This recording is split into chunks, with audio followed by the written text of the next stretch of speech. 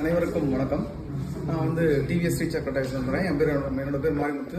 அதாவது எங்கள் கம்பெனியில் பார்த்தீங்கன்னா வாரம் கைசன் மீட்டிங் நடந்துட்டு இருக்கும். அதாவது கரெக்டாக வாரம் வியாழக்கிழமை நடக்கும்.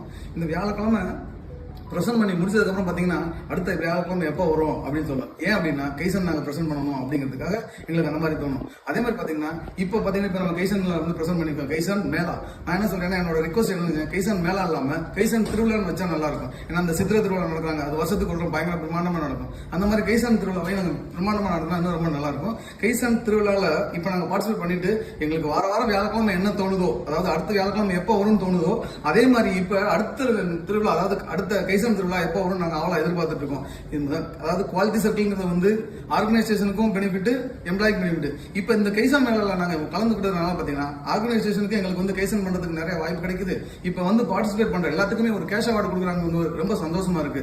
இந்த வாய்ப்பை கொடுத்த எங்களோட டிவிஎஸ் டீச்சர் நிறுவனத்துக்கு நன்றி சொல்லிட்டு இந்த